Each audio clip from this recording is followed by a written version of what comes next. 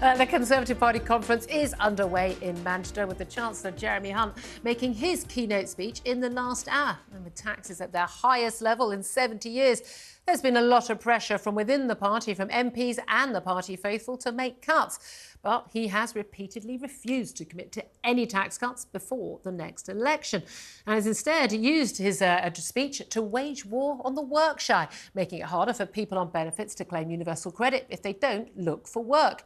And that's not all Jeremy Hunt will be changing. So today I'm freezing the expansion of the civil service and putting in place a plan to reduce its numbers to pre-pandemic levels. This will save £1 billion next year. We'll increase the national living wage to at least £11 an hour next year. That's a pay rise for 2 million workers, and the wages of the lowest paid over £9,000 higher than they were in 2010. Because if you work hard, a Conservative government will always have your back. Well, Jeremy Hunt has his work cut out if the Tories are to turn things around before the next election. A new poll carried out by TalkTV makes grim reading for the party, with just 17% of people saying they trust the Tories with the economy, compared to 57% who don't. Well, joining me now is Economic Secretary to the Treasury, Andrew Griffith, live from Manchester. Good afternoon to you, Andrew. Good afternoon, Julia. Thank you so much for joining us. Well, a big set-piece speech from the Chancellor. Look, he said an awful lot in that speech about, benefits claimants and about a minimum wage and the like. But the one thing he wouldn't talk about is the thing that lots of Tory MPs and lots of the party faithful in the conference centre in Manchester wanted to hear, which was tax cuts, tax cuts, tax cuts. Are we ever going to get any? Well, the decisions that he talked about are those that are in the long-term interests of the economy. He talked about the importance of work paying. That's why we're going to try and get more people back into work and crack down on those that have the choice to work but don't take it. He also talked about the need for us to have a more productive state, not a bigger state, to reduce the size of the civil service. And it's through initiatives like that that in time, when we're able to, we'll be able to look again as a Conservative. We obviously want to try and cut taxes when we can, but right now the focus remains on the plan to reduce inflation. It's a plan that's working. He talked about how inflation is on track to halve, and that's something that really otherwise would be eating into the pay packets of ordinary folk. Well, you say in time. You haven't got very much time. The general election is likely to be next spring or next autumn. That doesn't give you much time. And you talk about a plan to reduce inflation. Inflation went up and is going to go down, pretty much irrelevant to what government policies are, because largely it's been driven by external forces, energy prices, the Ukraine war and others. There's not much the government can actually do about it.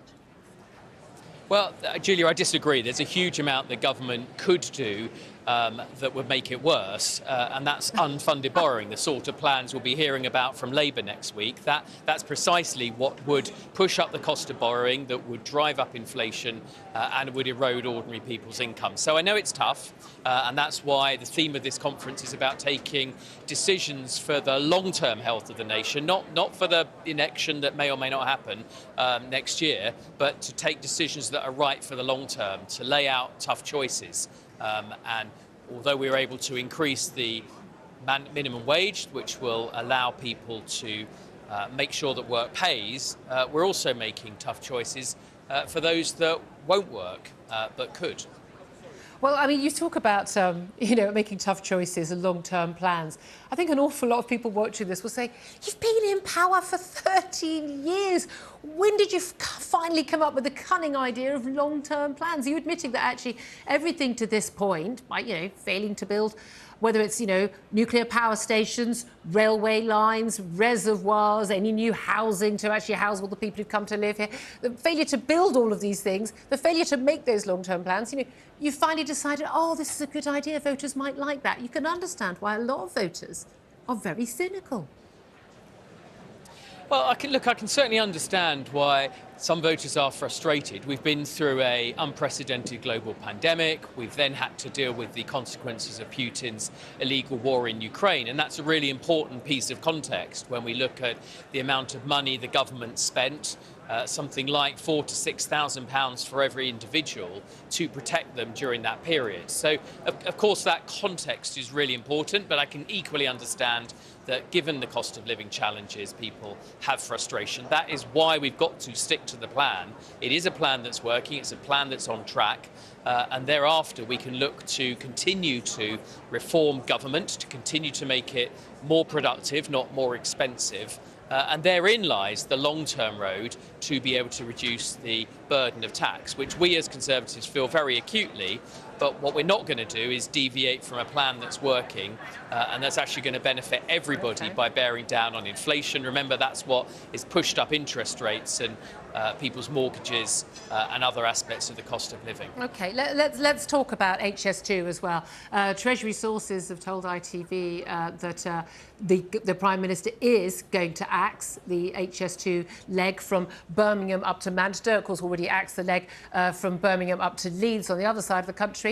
And we're basically left with this sort of stub of HS2 between sort of West London, a station most people have never heard of, outside of Ealing, and Birmingham. Can you confirm that as a Treasury Minister, given that the Treasury will have been rather, knowledgeable about this decision, can you confirm that is going ahead? No. Julia, I absolutely won't, and you wouldn't expect me to. What I can tell you is that every minister in every department very rightly looks to make sure taxpayers' money is well spent, but the government's also very committed to levelling up the economy. It's spent £33 billion on improving transport in the north since 2010, and it's one of the ways, improving the infrastructure of this country. Initiatives like the UK Infrastructure Bank, which is in the Treasury, in our department, has got over £19 billion of dry powder to try and make sure that we do get the infrastructure that business need, that people need to go about their daily business. And what we're not going to do is put friction in the way with arbitrary blanket 20-mile-per-hour limits, more ULEZ charges, 15-minute cities. This is a government that's on the side of the motorist, on the side of the transport users, but also on the side of the taxpayer. You started talking about, how we were going to reduce the burden of taxes on people. Well, making government spending more productive is obviously a key way we can do that. Can I ask a question? The Education Secretary, Gillian Keegan, wants to ban mobile phones from classrooms. When you have government meetings, when you have cabinet meetings and other ministerial meetings, do you have your mobile phones with you? Well, one of the things that we were very clear about today is that banks are not to ban their customers. So another point that the Chancellor made in the speech just now is a further crackdown on making sure that people don't get debanked because of their political opinion. We'll have to see what the Secretary of State for Education says shortly. I think she's on. You'll no doubt cover her speech. OK, well, that's all we've got time for with you, Andrew Griffith. Really appreciate you joining us.